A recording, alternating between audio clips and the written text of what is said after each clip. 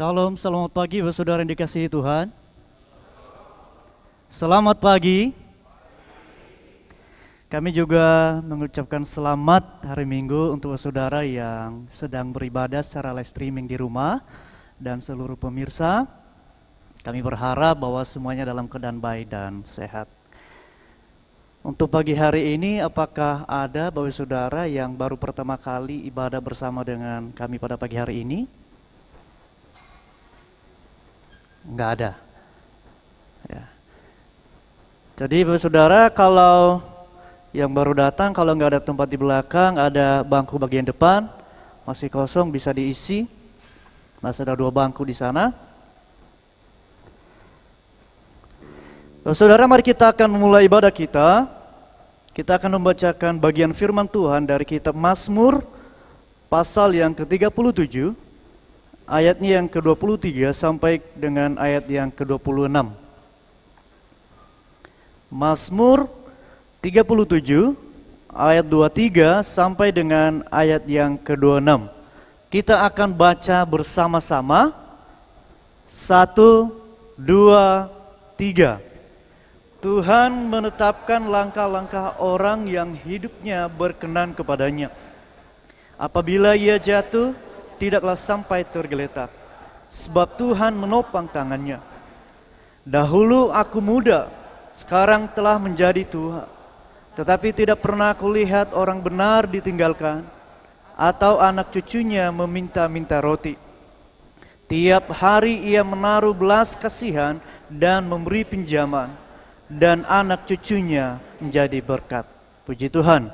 Mari kita akan berdoa untuk mulai ibadah kita. Tuhan Yesus, kami sungguh bersyukur Bapa karena kami boleh menjadi anak-anak-Mu dan Engkau boleh menjadi Tuhan dan Bapa kami. Bukan karena kebaikan dan kebenaran kami, melainkan oleh karena kasih kemurahan-Mu. Engkau telah menjadi manusia, menjadi sama seperti kami, rela menderita, mati di atas kayu salib, dan bangkit dari kematian untuk memberikan hidup yang kekal bagi kami. Yang harusnya kami dihukum kekal, Engkau memberikan kami kehidupan yang kekal. Terima kasih Bapa untuk anugerah-Mu terbesar dalam hidup kami. Dan kalau kami boleh ada dalam ruangan ini, semua oleh karena kasih dan kemurahan-Mu. Biarlah Tuhan hati, jiwa dan pikiran kami fokus untuk menyembah, memuliakan dan meninggikan Tuhan. Biarlah kami melihat Engkau ada, hadir dan diam di tengah-tengah kami. Sehingga kami seluruhnya memfokuskan diri untuk tunduk di bawah kaki salib-Mu. Terima kasih Bapa, kami berdoa untuk setiap anak-anak Tuhan yang boleh terlibat, yang boleh Tuhan pakai untuk boleh melayani Engkau pada pagi hari ini. Biarlah semuanya Tuhan urapi, Engkau memberkati. Biarlah ketika pujian kami naikkan, firman Tuhan ditaburkan, kuasa-Mu bekerja di tengah-tengah kami. Sehingga kami keluar dari ruangan ini, ada suatu perubahan yang terjadi dalam hidup kami. Menjadi orang-orang yang mengasihi Tuhan dan mengasihi sesama. Terima kasih Bapa, kami menyerahkan ibadah kami, mulai dari awal, pertengahan kami akhiri nanti. Biarlah semuanya Tuhan yang bertata dan berkuasa, dan nama Tuhan dipermuliakan. Terima kasih Bapa. Di dalam nama Tuhan Yesus kami berdoa dan mengucap syukur. Haleluya. Amin. Selamat berbakti dan selamat beribadah.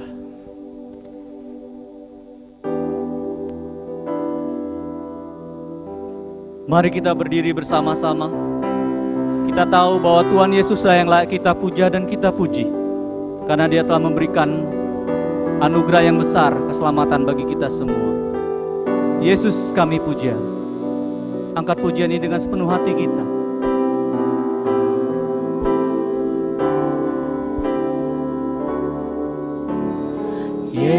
Yesus kami puja, kami sembah sebagai Raja,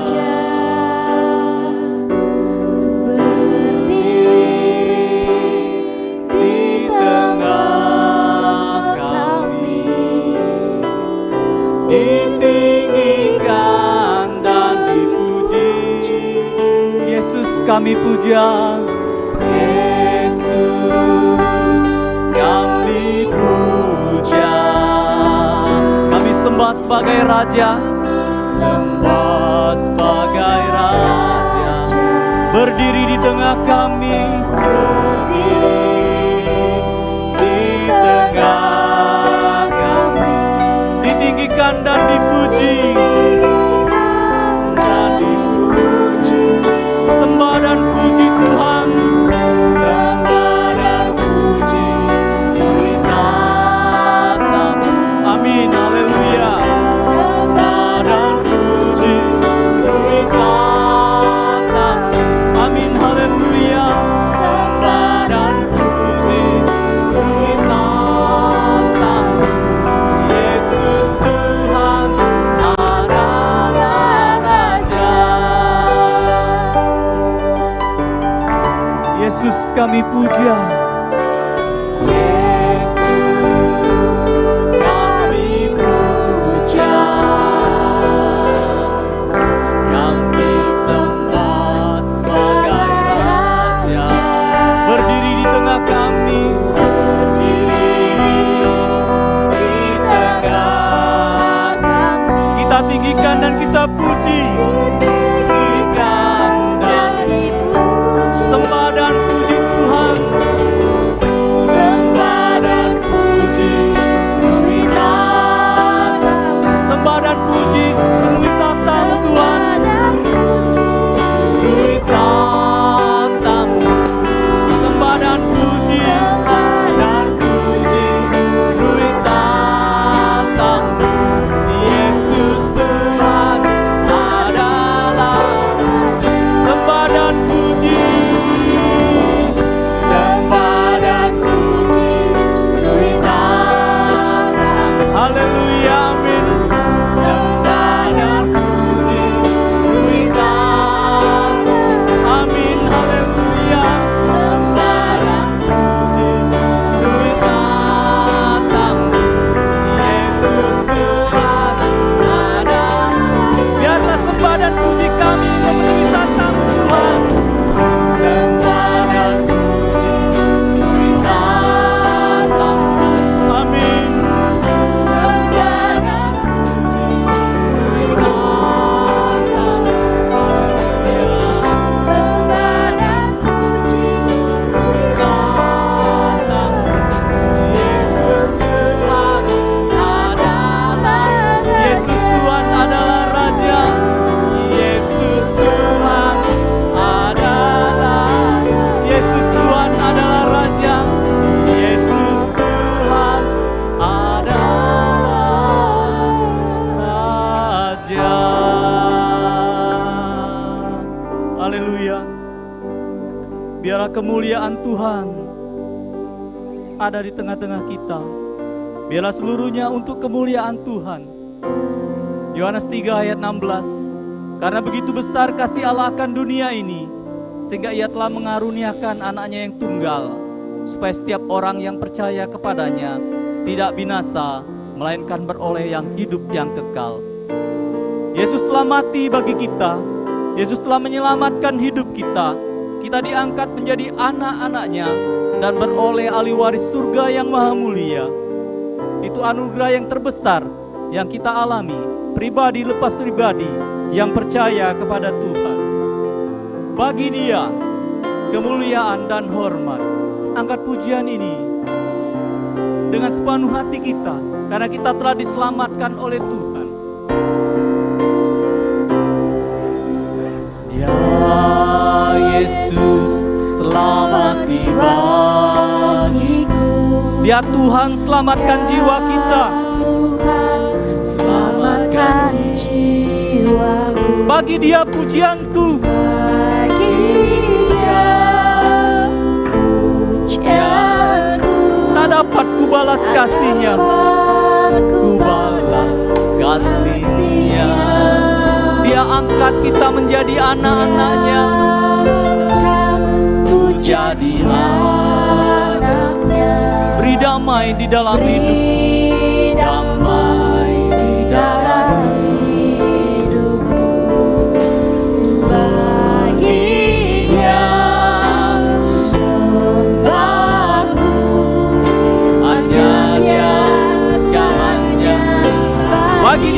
segala pujian. Dia segala pujian, hormat serta syukur kekal selamanya. Selamanya bagi Dia segala pujian, hormat serta syukur selama-lamanya. Dia Yesus telah mati bagiku.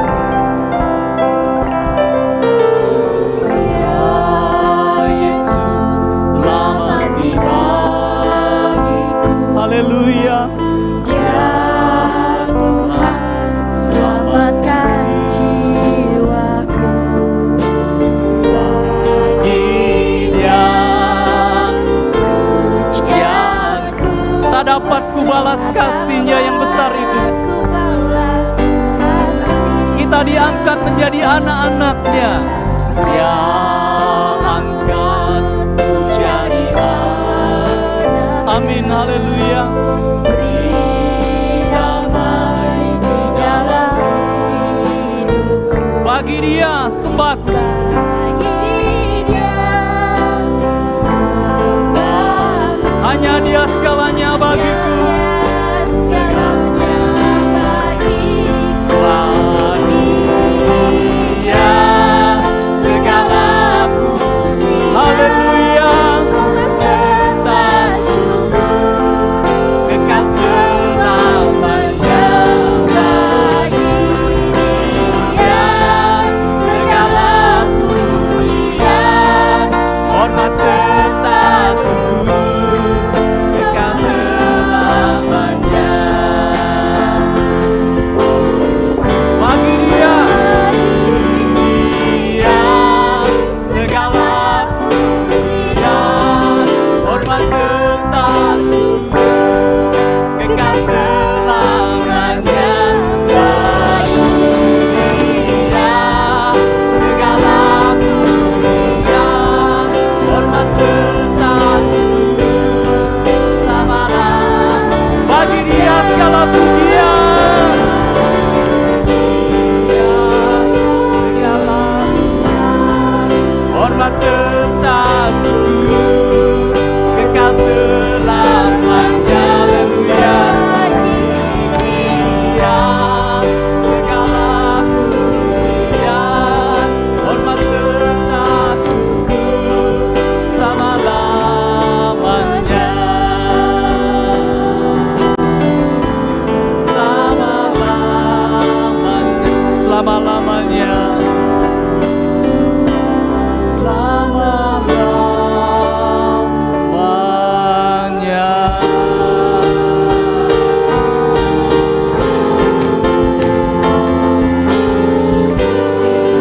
Haleluya. Haleluya. Segala pujian, hormat, syukur kepada kami ya Tuhan Yesus, karena Engkau telah menyelamatkan jiwa kami dan menjadikan kami ahli waris surga-Mu. Terpujilah Bapa, nama-Mu Tuhan Yesus, sekarang ini dan selama-lamanya, di bumi dan di surga. Amin. Mari kita akan mempersiapkan hati kita. Hati kita akan diisi dengan kebenaran firman-Nya yang menguatkan hidup kita, yang menyelamatkan hidup Tuhan.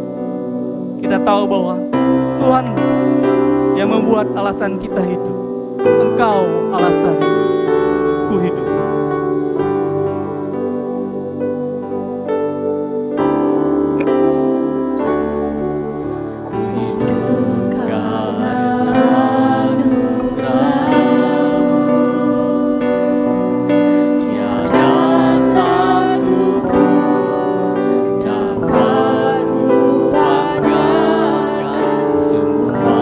Karena cinta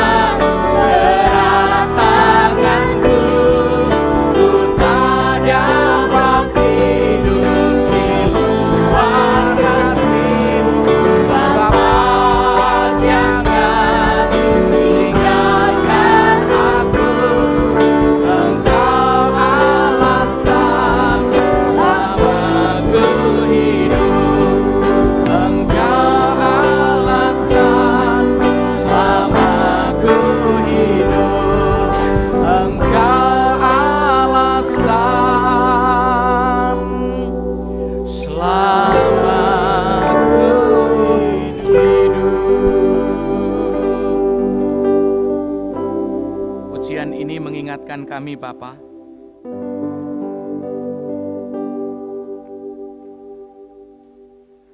Bahwa kami tidak sanggup hidup tanpa-Mu.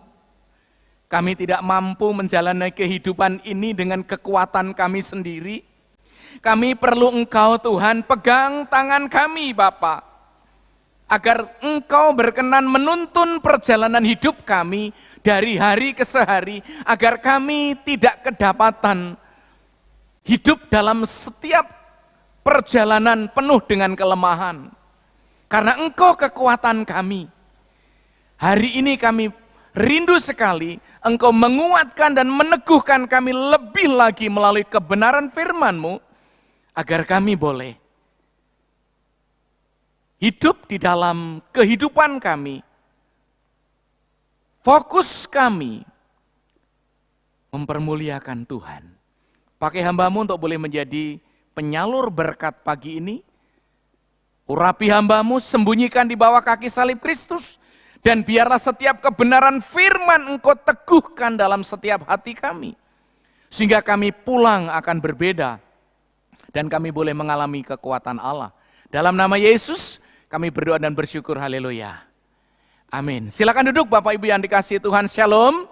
Saya menyapa Bapak Ibu yang ada di dalam di rumah yang mengikuti ibadah secara live streaming. Selamat berbakti dan mari kita fokus terhadap kebenaran firman pagi hari ini.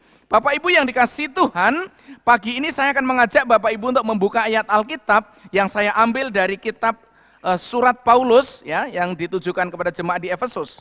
Mari kita buka surat Paulus yang ditujukan kepada jemaat di Efesus, yaitu surat Efesus pasal yang ketiga, ayatnya yang ke-14 sampai dengan ayat yang ke-21. Surat Efesus pasal yang pertama, pasal yang ketiga, ayat 12, ayat 14 sampai dengan ayat yang ke-21. Surat Efesus pasal yang ketiga, 14 sampai 21. Ya, kita baca bersama-sama, 1, 3. Itulah sebabnya aku sujud kepada Bapa, yang daripadanya semua turunan yang di dalam surga dan di atas bumi menerima namanya. Aku berdoa supaya Ia menurut kekayaan kemuliaannya menguatkan dan meneguhkan kamu oleh rohnya di dalam batinmu, sehingga oleh imanmu Kristus diam di dalam hatimu, dan kamu berakar serta berdasar di dalam kasih. Aku berdoa supaya kamu bersama-sama dengan segala orang kudus dapat memahami betapa lebarnya dan panjangnya dan tingginya dan dalamnya kasih Kristus, dan dapat mengenal kasih itu sekalipun ia melampaui segala pengetahuan. Aku berdoa supaya kamu dipenuhi di dalam seluruh kepenuhan Allah. Bagi Dialah yang dapat melakukan jauh lebih banyak daripada yang kita doakan atau pikirkan. Seperti yang ternyata dari kuasa yang bekerja di dalam kita. Bagi Dialah kemuliaan di dalam jemaat dan di dalam Kristus Yesus turun-temurun sampai selama-lamanya. Amin. Bapak Ibu yang dikasihi Tuhan, surat Efesus itu ditulis oleh Rasul Paulus. Ya, ada 6 pasal. Ya. Ditujukan kepada jemaat di Efesus. Kota Efesus itu adalah kota besar yang notabene di dalamnya, di dalam kota itu saat itu adalah sebuah kota yang penuh dengan penyembahan berhala. Yang penuh dengan penyembahan berhala. Dan yang paling terkenal adalah berhala Dewi Artemis yang disembah-sembah. Dari berbagai penjuru, berbagai sudut datang menyembah. Saudara bisa bayangkan sebuah kota besar yang syarat dengan penyembahan berhala. Kemudian di sana ada terkumpul sebuah jemaat yang mengenal Allah. Luar biasa. Saya bisa membayangkan ini perjuangan yang tidak mudah. Ketika Paulus memberitakan Injil ke sana dan dia berada di sana sekitar 3 tahun lamanya, dia memenangkan banyak jiwa. Paulus dipanggil oleh Allah untuk memenangkan jiwa, khususnya orang-orang non-Yahudi. Dan ini merupakan suatu panggilan yang Paulus lakukan untuk membawa jiwa bagi Kristus. Bapak Ibu yang dikasihi Tuhan, surat ini ditujukan ya, bukan karena jemaat di Efesus punya permasalahan khusus. Bukan karena jemaat di Efesus punya pergumulan atau punya problem secara khusus. Tidak. Tetapi ini secara umum menyampaikan kepada jemaat di sana. Dan antara lain kalau boleh saya memberikan sebuah kerangka besar, jadi terdiri dari 6 pasal. Pasal pertama sampai dengan pasal ketiga, Paulus sedang mengajarkan di sana tentang keselamatan bagi orang yang percaya. Ingat bahwa pasal 1 berbicara Allah telah memilih orang sebelum dunia dijadikan untuk menjadi pribadi atau manusia yang dikuduskan oleh Allah. Agar mereka boleh mewarisi harta kekayaan Allah di dalam kerajaan surga. Nah, ini. Jadi di sana Paulus mengajarkan, Paulus menitik beratkan bahwa Allah itu punya rancangan kekekalan. Di dalamnya adalah memilih, lalu menentukan, menetapkan agar manusia ini kudus, tak bercacat di hadapannya. Kemudian Bapak Ibu yang dikasihi, dalam rancangan Allah itu, di mana orang dipilih itu adalah orang-orang yang diselamatkan itu melalui iman kepada Kristus. Di dalam pasal yang pertama ayat yang keempat juga ayat yang ke-9 juga disebutkan di sana. Ayat yang ke-9 saya bacakan terlebih dahulu. Sebab ia telah menyatakan rahasia kehendaknya kepada kita sesuai dengan rencana kerelaannya. Yaitu rencana kerelaan yang dari semula telah ditetapkan di dalam Kristus. Ada sebuah rahasia yang dibukakan oleh Allah yang berabad-abad itu tersimpan. Yang berabad-abad itu belum pernah dibukakan. Yang berabad-abad itu belum pernah disampaikan. Tidak jelas. Akhirnya di saat ini melalui kuasa Roh Kudus, rahasia itu dinyatakan kepada Paulus dan kepada orang-orang yang diurapi oleh Roh Kudus. Untuk menyatakan rahasia itu kepada dunia. Rahasia itu apa? Mengenai Yesus Kristus. Jadi Bapak Ibu yang dikasihi Tuhan, di mana Paulus menitik beratkan bahwa di dalam tulisannya pasal pertama sampai dengan pasal yang ketiga, ini ada konsep pilihan, ada konsep ketetapan Allah terhadap orang-orang percaya, di mana Allah memprakarsai konsep pemilihan itu, lalu menetapkan orang-orang yang dipilih itu untuk memperoleh anugerah keselamatan. Di mana manusia sebelum percaya Yesus dikategorikan oleh Paulus sebagai orang yang mati secara rohani. Kemudian mereka dihidupkan secara rohani oleh karena anugerah, bukan karena perbuatan baik, bukan karena mengikuti, mentaati Taurat, tetapi semata-mata oleh karena anugerah. Itulah sebabnya maka mereka boleh mengalami keselamatan. Kemudian jemaat adalah sebagai keluarga Allah, disatukan. Baik orang Yahudi maupun orang-orang non-Yahudi yang dimenangkan oleh Paulus, ketika mereka telah percaya Yesus, mereka menjadi satu keluarga. Itulah sebabnya orang yang percaya Yesus dari etnis apapun, dari golongan apapun, dari latar belakang apapun tidak menjadi masalah. Yang penting mereka telah disatukan menjadi satu keluarga Allah dan memiliki pengharapan kekekalan yang sama. Kemudian ajaran-ajaran itu perlu diterapkan di dalam konsep tubuh Kristus. Pasal 4 sampai dengan pasal yang ke-6, bahwasanya mereka telah dipersatukan di dalam kesatuan tubuh Kristus oleh karena iman, maka mereka perlu mengimplementasikan hidupnya di dalam dunia, yaitu menjadi orang-orang yang telah dilahirkan kembali, hidup baru, hidup berpadanan dengan Injil, sebagaimana yang Paulus ajarkan. Dan Paulus memperlengkapi orang-orang, Allah memperlengkapi orang-orang melalui Paulus, yang dia tulis di Efesus itu, bahwa setiap orang hidup di dalam dunia itu mengalami permasalahan, mengalami problematika. Oleh karena itu, serangan-serangan iblis yang begitu gencar, yang luar biasa, maka setiap anak-anak Tuhan diperlengkapi senjata Allah, yaitu melalui kebenaran firman. Nah, kita akan melihat doa Paulus dalam hal ini secara spesifik. Ya, kita akan melihat dan akan mengerti isi daripada doa Paulus tersebut. Ya. Mari kita melihat ayat yang ke-14 pasal ketiga. Ya. Ayat 14 pasal ketiga berbunyi, itulah sebabnya. Paulus berkata itulah sebabnya. Itulah sebabnya apa? Tentunya kalau kita membaca itulah sebabnya ada kaitannya dengan ayat-ayat sebelumnya. Ada kaitannya dengan paragraf-paragraf sebelumnya. Berarti Paulus ini tadinya sedang membicarakan sesuatu sebelum dia menulis atau sebelum dia berdoa. Apa yang dia tulis sebelumnya itu? Dia membicarakan tentang rahasia tersebut yang berabad-abad tersembunyi. Dia sedang membicarakan tentang dirinya sebagai seorang yang dipanggil oleh Allah untuk memenangkan orang-orang non-Yahudi. Itu merupakan suatu kebanggaan bagi Rasul Paulus. Sehingga ketika Paulus memberitakan Injil lalu bisa memenangkan orang-orang non-Yahudi, lalu terhimpun menjadi satu keluarga, yaitu keluarga Allah, Paulus bangga. Karena di dalam Kristus tidak ada tembok pemisah antara Yahudi dan non-Yahudi. Semua dilebur, semua dipersatukan oleh karena iman. Bapak Ibu yang dikasihi Tuhan, kebanggaan kita menjadi anak-anak Tuhan adalah selain kita mendapat masa depan, pengharapan kekekalan, kita adalah orang-orang yang sama di mata Tuhan. Amin. Orang-orang yang memiliki kedudukan yang sama, pengharapan yang sama, kemudian memiliki kesempatan yang sama untuk kita boleh menjadi berkat di tengah-tengah masyarakat.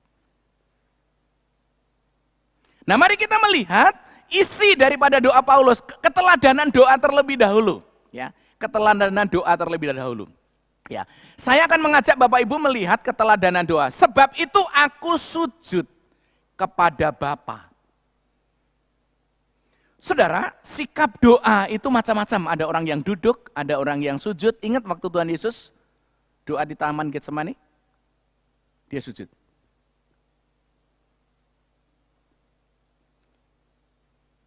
Kenapa Paulus sujud? Kenapa tidak berdiri? Apakah penting Pak sujud itu Pak? Saya bisa memahami bagaimana Paulus sujud. Karena Paulus benar-benar ingin merendahkan dirinya sebelum dia menghadap tahta Allah, sebelum dia menghadap Allah, sebelum dia menghadap Bapa. Dia benar-benar sujud merendahkan diri. Membawa dirinya benar-benar rendah sampai tersungkur. Lalu dia memohon kepada Allah. Saya percaya bahwa tidak harus sujud memang. Boleh dengan duduk, boleh dengan berdiri. Bahkan berdoa boleh juga dengan buka mata. Kalau saudara sedang naik kendaraan, naik mobil, ya, saudara mana mungkin berdoa dengan tutup mata kan? Pasti membuka mata, kalau enggak bisa tabrakan. Nah, tetapi yang ditekankan oleh Paulus keteladanan apa? Di sini adalah kerendahan hati. Ketika kita datang kepada Allah, maka sikap hati itu perlu sekali. Saya percaya bahwa Paulus merendahkan dirinya di hadapan Allah, merendahkan hatinya di hadapan Allah, serendah-rendahnya sampai dia bermohon kepada Allah dengan sepenuh hati. Kita akan melihat isi doa, tujuan doa, kaitannya dengan kehidupan kita dan apa yang harus kita lakukan. Ya, judul khotbah saya adalah mengenal. Ya, sudah diatur dari belakangnya. Mengenal. Mengalami keagungan kuasa kasih Tuhan. Saya perlu mengingatkan kepada kita bahwa kita perlu mengenal. Kekristenan tidak hanya sekedar agama, tetapi kekristenan adalah sebuah relasi, sebuah pengenalan secara pribadi. Setelah kita mengenal siapa yang kita imani dan siapa yang kita sembah, kemudian kita berpengalaman. Baru kita kelihatan menjadi sebenarnya seperti apa kita ini.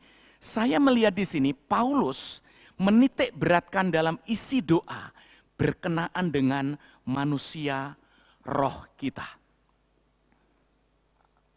Manusia roh kita. Mari kita melihat Bapak Ibu yang dikasihi Tuhan.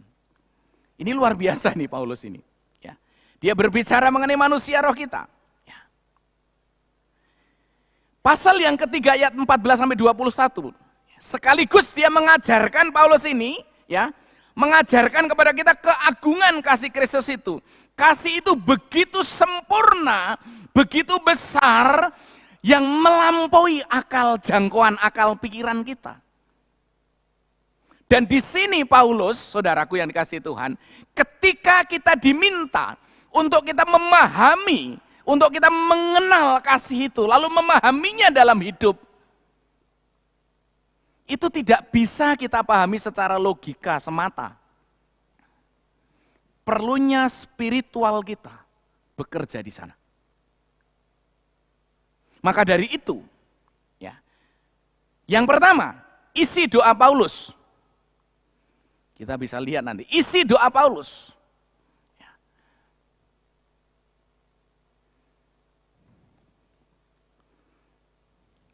Salah ini ya, mohon bukan ini. Khotbah saya bukan ini, nggak usah ditampilkan, ini salah ini.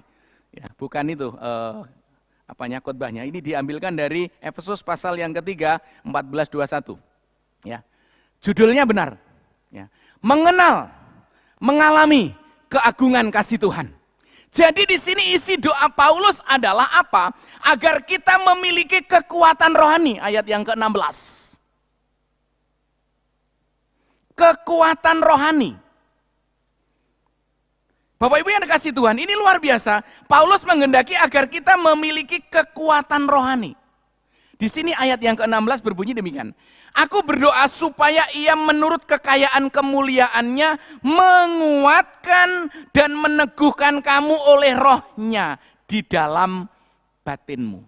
Kata di dalam batinmu ini menunjuk agar kita memiliki kekuatan manusia roh kita.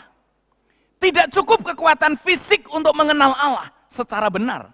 Tidak cukup untuk mengenal Allah secara benar dengan fisik, dengan logika. Tetapi Paulus memberangkatkan setiap orang percaya untuk mengalami, untuk mengenal secara pribadi, itu ukurannya adalah manusia roh kita.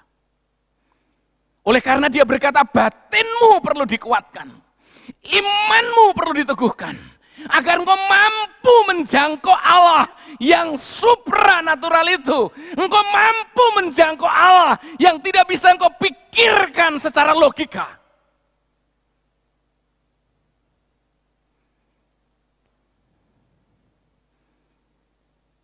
Itulah sebabnya rahasia berabad-abad tersembunyi. Umat pilihan pun tertutup hatinya, tidak mengerti. Tetapi ketika Allah membuka pintu anugerah,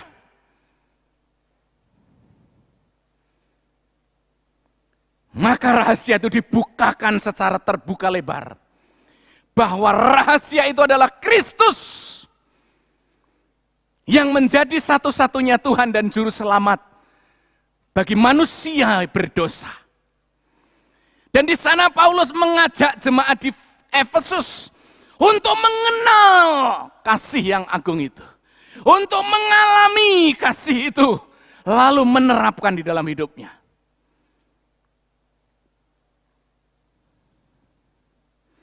Paulus minta agar semakin orang percaya itu semakin berpengalaman lebih dalam. Berpengalaman lebih dalam. Lebih dalam, lebih dalam, lebih dalam. Sampai kepada akhirnya. Oleh karena pengalaman rohani tersebut dibangun begitu kuat. Sehingga orang percaya mengalami kepenuhan Allah. Kita mendapat sedikit saja sudah mengalami luar biasa loh. Apalagi kepenuhan Allah. Wow, saya tidak bisa bayangkan. Mungkin seperti orang berjalan, kakinya enggak menapak. Saking merasakan sebuah kuasa hadirat Allah dalam setiap kehidupan. Bayangannya seperti itu. Karena apa? Kepenuhan Allah. Saudaraku yang dikasihi Tuhan, kepenuhan Allah yang Paulus nyatakan itu adalah karya kerja Roh Kudus 100%. Kita tidak bisa mengalaminya tanpa pekerjaan Roh Kudus. Itulah sebabnya menarik banget. Aku berdoa supaya ia menurut kekayaan kemuliaan yang menguatkan dan meneguhkan kamu oleh rohnya di dalam batinmu. Jadi ini Paulus mendoakan jemaat di Efesus. Jemaat di Efesus itu khawatir terhadap keberadaan Paulus.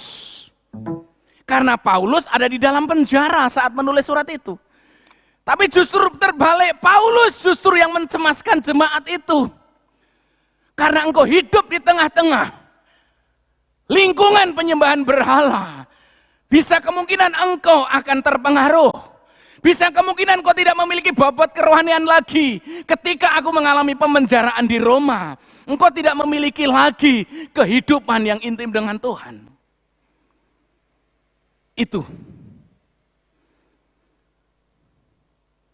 Jadi Paulus berdoa agar saudara dan saya juga mengalami kekuatan rohani.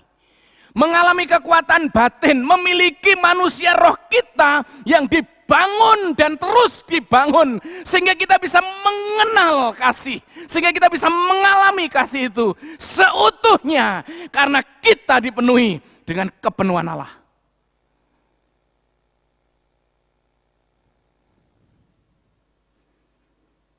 Luar biasa Paulus. Luar biasa. Dan mari kita melihat, ketika manusia rohani kita bangun, ketika manusia roh kita, ketika pendalaman, kedalaman kerohanian kita bangun terus. Kita bangun terus kedalaman kerohanian kita bangun setiap saat kita bangun. Kedalaman kerohanian itu kita bangun. Dengan iman kita, maka Paulus berkata di kalimat berikutnya, agar Kristus diam di dalam hatimu. Luar biasa. Saudaraku, luar biasa. Tujuan doa Paulus adalah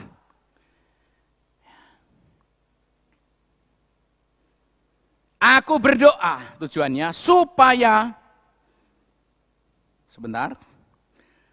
menguatkan hatimu supaya kamu oleh rohnya di dalam batinmu sehingga oleh imanmu, perhatikan ayat 17. Ini tujuannya. Oleh imanmu, Kristus diam di dalam hatimu dan kamu, nah ini perhatikan, berakar, berdasar dalam kasih. Paulus mengawali kalimatnya dengan supaya Kristus diam. Kata diam artinya adalah tinggal. Tinggal tetap, menetap, betah. Paulus minta agar imanmu itu bisa menjangkau hadirat Allah, bisa menjangkau pribadi Kristus, sehingga oleh karena imanmu itu Kristus masuk di dalam hatimu, dan saat Kristus ada dalam hatimu, maka pastikan Kristus betah. Diam, tinggal, mendampingi hidupmu. Itulah sebabnya, maka yang kita perlukan adalah memperdalam kehidupan spiritual kita. Memperdalam kehidupan kerohanian kita. Sehingga menjadikan Kristus tetap tinggal. Berdiam. Kerasan. Terus berada di dalam hati kita. Sehingga hidup kita disertai olehnya dalam setiap saat. Disertai olehnya dalam setiap saat. Tinggal di dalam hati kita. Ya, tinggal di dalam hati kita. Ya. Supaya apa? Hidup kita mengalami kepenuhan Allah. Ketika kita mengalami kepenuhan Allah, kita mengalami kepenuhan Allah, sehingga kasih yang mulia itu, keagungan kasih Allah yang kita terima dalam hati kita itu, semakin berakar kuat, semakin kokoh, semakin dibangun megah. Sehingga ketika kita hidup, kita bisa hidup dalam kasih-Nya. Ini tujuannya. Kita hidup di dalam kasih-Nya. Itu tujuan Paulus. Supaya kita benar-benar hidup di dalam kasih-Nya. Ya, hidup di dalam kasih-Nya. Mari kita lihat garis besar yang kedua atau yang terakhir. Isi doa Paulus yang kedua. Isi doa pertama kan dia minta supaya menguatkan kerohanian kita, roh kita. Agar apa? Agar dengan iman yang sungguh-sungguh Kristus tinggal di dalam hati kita. Ketika Kristus tinggal dalam hati kita, kita mengalami kepenuhan kealahan itu, kepenuhan Allah itu, sehingga kita mampu memiliki kekuatan kasih dan membangun kasih dalam hidup berjemaat. Sehingga kita boleh menjadi berkat. Lalu yang kedua, isi doa Paulus ayat yang ke-18. Aku berdoa supaya kamu bersama-sama dengan segala orang kudus. Paulus berbicara tidak secara pribadi individu jemaat, tetapi dia berbicara tentang tubuh Kristus orang-orang yang sudah percaya. Agar apa? Nah ini isinya. Ya.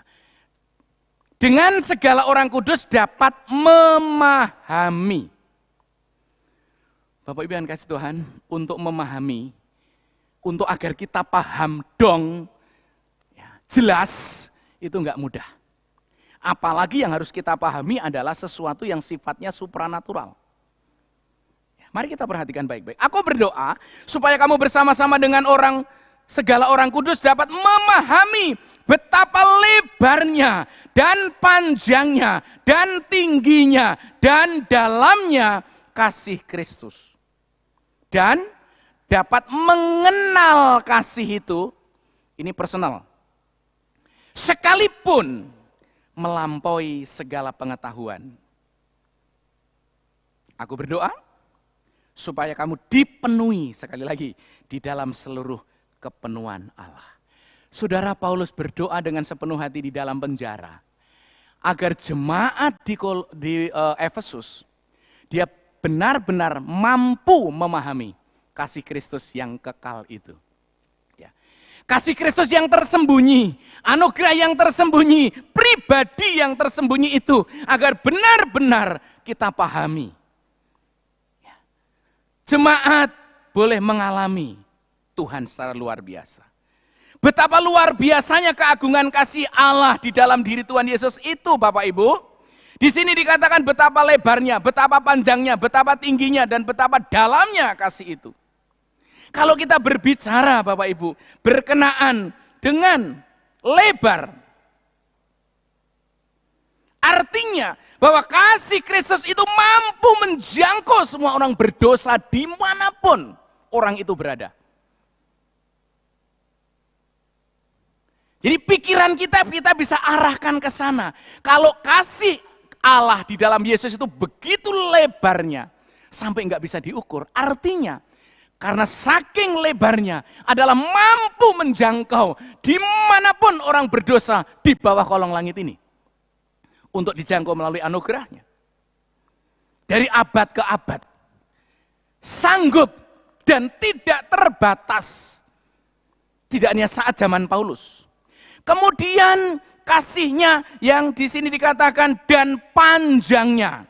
Saudara, kata panjang di sini bisa juga kita artikan bahwa kasihnya terhadap orang berdosa. Sebagaimana dia siap menerima perlakuan manusia berdosa itu sampai dia harus mati di atas kayu salib.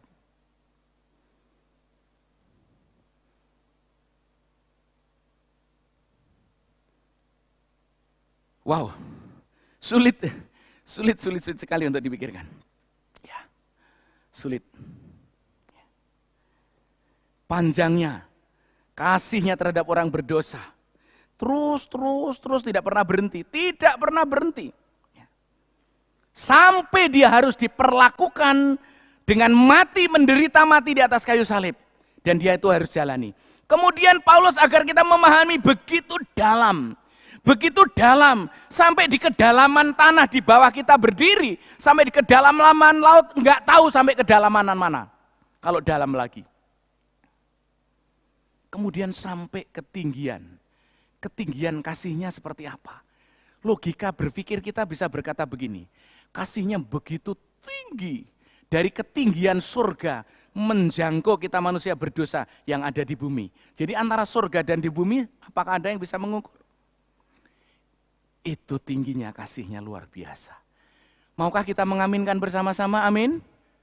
Ketinggian kasih, makanya dia jangkau dari surga turun ke bumi yang begitu dalam, antara surga sama bumi begitu jauh.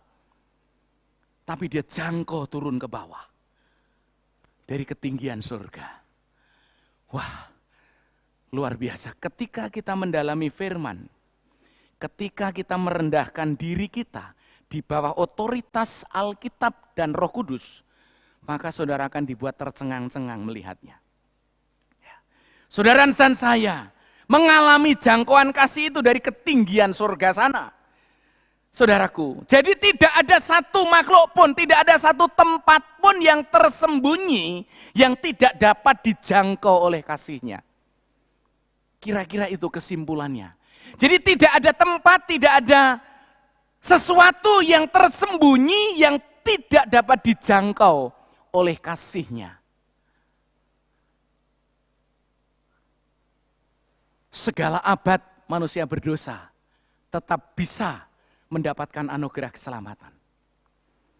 Sedalamnya bumi kita ke bawah, Allah tetap memperhatikan dengan kasih sayangnya. Setinggi jangkauan dari surga ke bumi,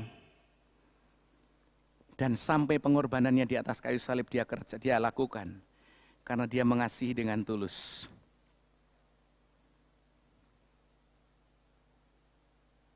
Jadi ketika saudara dan saya termasuk orang-orang yang dalam rancangan Allah untuk mengalami kuasa kasih Allah itu dalam hidup kita.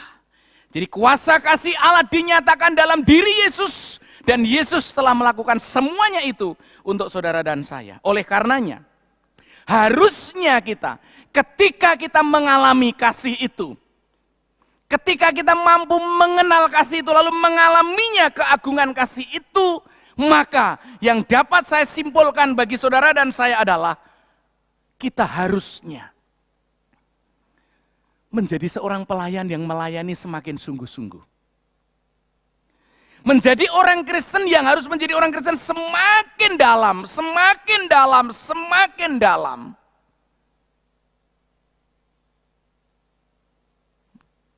Membangun relasi kita dengan Tuhan.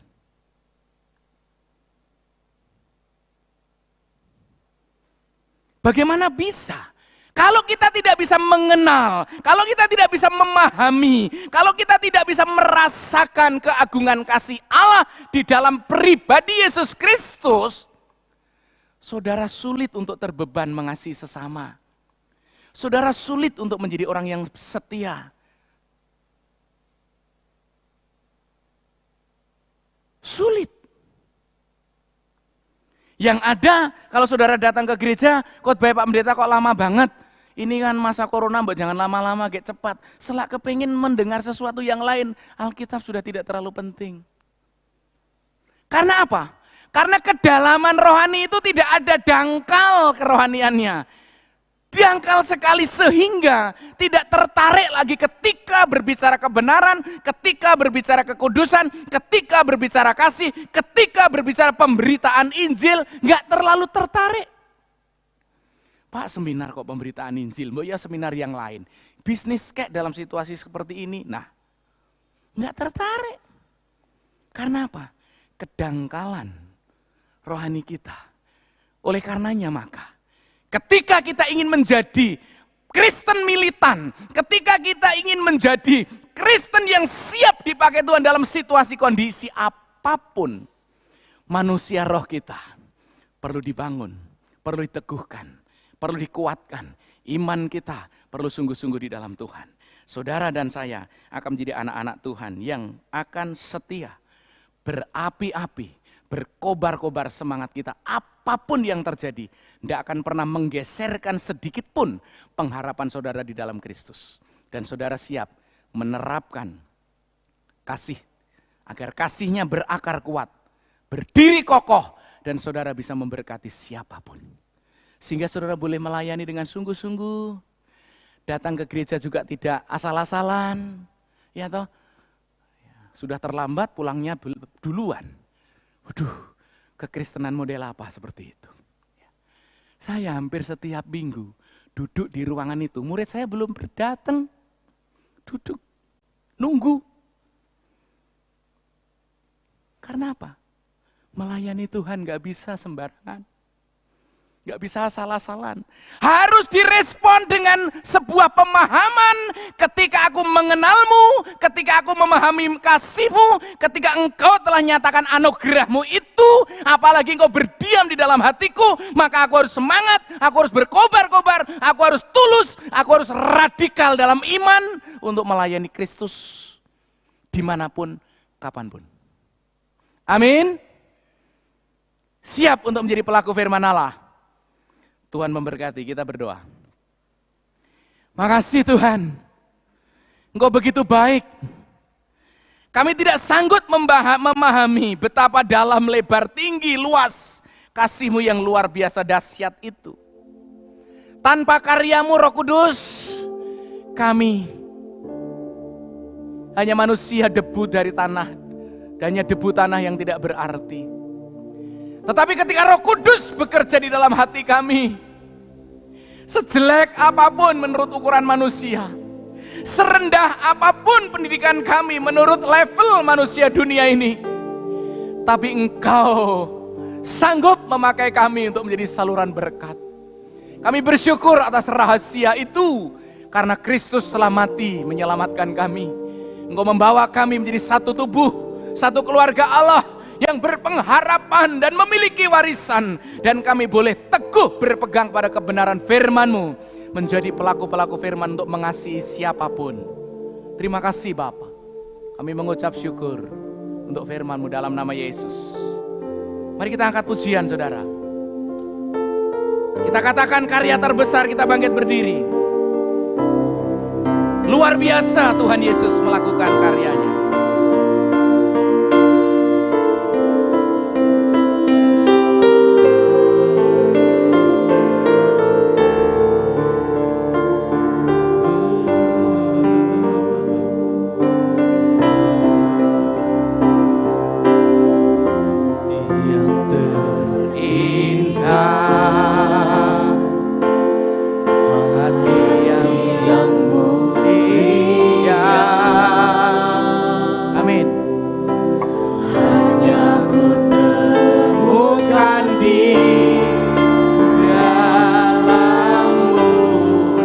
Kita menemukan kasih hanya di dalam Yesus Kristus, saudaraku. Pujian dari hatiku, amin, selalu di setiap waktu. Tiada pernah berubah kasih-Mu. Katakan karya terbesar.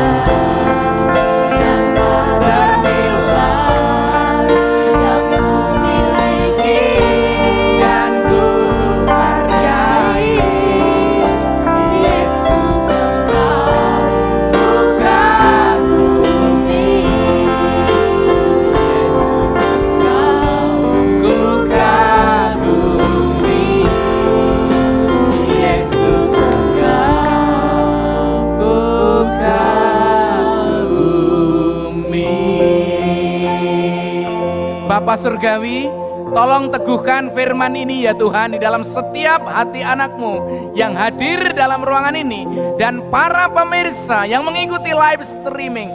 Teguhkan firman itu akan membekali seluruh umat-Mu sehingga mereka boleh menjadi pelaku-pelaku firman demi kemuliaan hormat bagi nama Bapa di surga dari turunan ke turunan sampai selama-lamanya. Haleluya. Amin. Silakan duduk Bapak Ibu yang dikasihi Tuhan. Dan sebelum kita meninggalkan tempat ini, kita akan mendengarkan atau melihat warta gereja terlebih dahulu. Besok minggu depan hambanya Bapak Steve yang akan menyampaikan firman. Next. Diinformasikan kepada seluruh jemaat simpatisan untuk ibadah minggu tanggal 28, silakan dapat mengkonfirmasi kehadiran ya. Kapasitas 120 seperti biasa dengan protokol kesehatan. Next. Ya, bagi seluruh sidang jemaat yang mengikuti ibadah secara live streaming, tolong kasih komen hadir atau ikut ibadah ya di video saudara masing-masing. Makasih. Ya, diberitahukan bagi sidang jemaat yang ingin ikut dalam kebaktian peringatan ya, 49 tahun ya, 49 hari ya, dipanggilnya papa daripada Florentin yaitu almarhum Bapak Susanto Andrian. Hari ini setelah ibadah setengah 10 kita akan berbakti di sana ya, kita akan mengucap syukur, kita akan mendoakan keluarga di Jalan Tribrata nomor 791 KM 3,5. Bagi jemaat yang ingin ikut mobil gereja silahkan berkumpul setelah ibadah ini ya. Terus Pendeta Immanuel dan segenap jemaat mengucapkan selamat untuk diwisuda saudari Ruth Maidelin, sarjana kedokteran. Pada hari Selasa kemarin, tanggal 16 Februari 2021, kiranya Tuhan memberkati dan terus dipakai ilmunya untuk masyarakat. Diberitahukan untuk tim PI, koordinator cabang kita dan guru-guru agama, serta ketua organisasi untuk datang dalam persekutuan doa puasa ya, yang akan diadakan hari Selasa, tanggal 22 Februari pukul 18 di Menara Doa lantai 5 ya, jadi semua yang terlibat itu. Kemudian ada persekutuan pria baptis tanggal 26 Februari ya, temanya berani bersaksi ya, memakai Zoom yang akan dibagikan via grup nantinya bersama hambanya sebagai pembicara yaitu Pendeta Muda Lukas Wijaya ya, bekas asisten gembala di tempat ini. Kemudian diinformasikan kepada seluruh sidang jemaat bahwa tanggal 28 hari Minggu depan kita akan mendengarkan kesaksian para calon-calon baptisan. Kita doakan supaya mereka tetap diberikan kesehatan dan kekuatan dari Tuhan. Dimohon dukungan doa dari seluruh sidang jemaat bahwa nanti rencana tanggal 7 Maret gereja akan mengadakan upacara pembaptisan dan perjamuan Tuhan bagi mereka yang telah mengikuti kelas ya, sudah selesai pelajarannya dan sudah hampir sekitar 4 bulan lebih dikit. Sidang jemaat dan simpatisan dapat memberikan persembahan seperti biasanya, per keluarga boleh dikumpulkan, dititipkan di tata usaha ya, di jam kantor. Next. Kemudian persembahan juga bisa ditransfer nomor rekening yang tertera di layar kaca Bapak Ibu sekalian. Lanjut. Kemudian juga bisa melalui scan barcode yang seperti yang tertera di dalam layar kaca. Lanjut. Ya. Jangan lupa kita terus mengikuti protokol kesehatan untuk menjaga diri kita masing-masing. Kita sangat bersyukur karena anggota jemaat kita terus dilindungi oleh Tuhan. Ya, kita setiap malam mendoakan banyak anggota-anggota Gereja Baptis di Indonesia ini yang terpapar COVID-19. Tapi kita mengucap syukur karena Tuhan melindungi kita. Dan saya berdoa jangan ada satupun anggota jemaat kita ini yang kena COVID-19. Lanjut. Terus membangun misbah doa setiap jam 9 malam, pokok-pokok doa dikirimkan lewat grup masing-masing. Lanjut, ya ini yang berulang tahun, kita mengucap syukur untuk saudara Biliam Sugongso, 21 Februari, selamat ulang tahun Bel. Kemudian Bapak Kori Komarudin, tanggal 22 Februari, selamat berulang tahun, Tuhan memberkati Pak. Juga Ibu Paulina Suharli, tanggal 23, selamat berulang tahun, Tuhan memberkati. Dan juga Ibu Ernesta Sulastio, 24 Februari, Tuhan memberkati, panjang umur juga. Miranda Caroline, 24, Tuhan memberkati Mit. Dan juga Michelle Caroline juga, tanggal 24, ini kembar nih ya. Tuhan memberkati. Dan ini Tan Valentino, ya, selamat berulang tahun Tan, Tuhan memberkatimu. Ya, juga Freddy Aranda Kunadi, Tuhan memberkati, selamat berulang tahun, panjang umur, sehat selalu. Ya, baik Bapak Ibu sekalian, kita bangkit berdiri, mari kita akhiri di dalam doa, kita bersyafaat bersama-sama, sebelum kita juga memberikan yang terbaik persembahan dan persepuluhan kita untuk kemuliaan Tuhan. Kita berdoa. Bapa kami dalam surga, sungguh kami mengucap syukur ya Bapa, karena Tuhan izinkan kami untuk boleh beribadah. Kami berdoa mohon kemurahan daripada Tuhan, agar sikap hati kami di saat kami beribadah sungguh-sungguh meneladani Paulus. Sehingga kami boleh diberkati oleh Tuhan, boleh mendapatkan berkat rohani dari Tuhan melalui firman Tuhan, dan kami memiliki sikap hati yang rendah. Sehingga kami boleh mengalami pemulihan dan boleh menjadi pelaku yang setia terhadap firman yang disampaikan itu. Kami menyerahkan saudara-saudara kami yang barusan kami umumkan, kami sampaikan yang berulang tahun, satu persatu berkati tanpa terkecuali. Tentunya panjang umur, sehat ya Tuhan, bahkan diberkati secara jasmani, agar mereka tidak kekurangan. Kami juga bersyukur untuk yang telah menyelesaikan penamatan pendidikan sarjana kedokteran, Meme berkati supaya boleh dipakai Tuhan untuk terus menjadi saluran berkat di masyarakat. Kami berdoa Bapa bagi jemaat yang lemah iman, biarlah Tuhan teguhkan iman mereka, yang sakit Tuhan sembuhkan, pemulihan Ibu Kartika, pemulihan juga kesembuhan dari Ibu Diakon Bejo. Mari Bapa, juga hamba-Mu Pendeta Bambang yang terus diadakan cuci darah setiap minggunya. Kami doakan biar alat menjamah dan menyempurnakan fisik mereka. Terima kasih Bapa. Jika ada jemaat-jemaat yang mungkin kami tidak sebutkan satu-satu yang mengalami kelemahan fisik dan tubuh, Bapa, Engkau Allah kami yang berkuasa, jamahlah mereka dengan tangan kuasa-Mu agar mereka boleh mengalami mujizat kesembuhan. Begitu juga bagi pemirsa, jemaat yang mengikuti secara live streaming mungkin punya beban dan permasalahan pergumulan, dalam nama Yesus, kiranya Tuhan memberkati dan menolong mereka. Berkati bangsa negara kami, berkati presiden, jajaran wakil presiden, para menteri dan lain sebagainya. Tuhan berkati dari pusat sampai ke daerah, di dalam memulihkan ekonomi, di dalam menangani COVID-19, dan di dalam menegakkan keadilan hukum di Indonesia ini. Berkati dengan kasih-Mu, sehingga kami juga boleh diberikan kesempatan Tuhan untuk terus memberitakan firman-Mu dimanapun kami berada, agar banyak orang boleh diselamatkan. Bapa, jemaat-Mu Engkau telah berkati. Hari ini saatnya mereka akan mengembalikan persepuluhan, memberikan persembahan yang terbaik bagi Tuhan. Sucikan, kuduskan, layakkan mereka, agar setiap rupiah yang mereka persembahkan kepada Allah dipakai Tuhan untuk melayani, mempermuliakan bagi hormat Yesus Kristus, Raja di atas segala raja. Terima kasih Tuhan. Akhirnya, sebentar lagi kami mau meninggalkan tempat ini. Sertai kami Tuhan, pulang dengan selamat. Saudaraku, arahkanlah pikiran dan hatimu kepadanya. Pulanglah dengan damai sejahtera. Biarlah berkat rahmat anugerah dari Allah Bapa, kasih Kristus yang kekal, penghiburan pemeliharaan Roh Kudus menyertai saudara sekalian, mulai saat ini sampai selama-lamanya. Di dalam nama Yesus, kami mengucap syukur Bapa untuk berkat-berkat-Mu. Haleluya. Amin.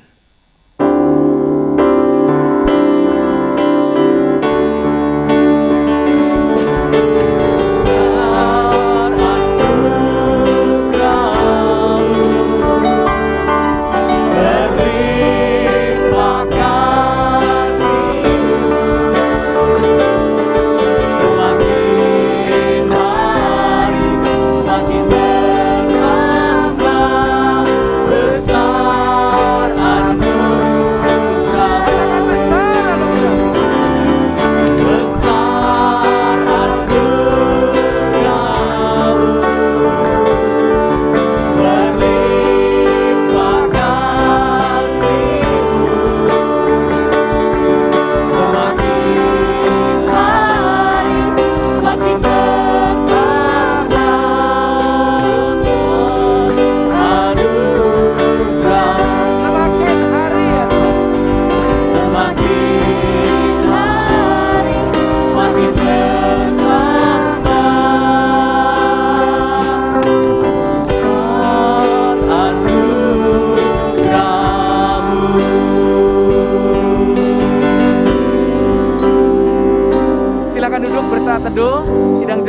yang di rumah, selamat hari Minggu dan Tuhan Yesus memberkati. Shalom.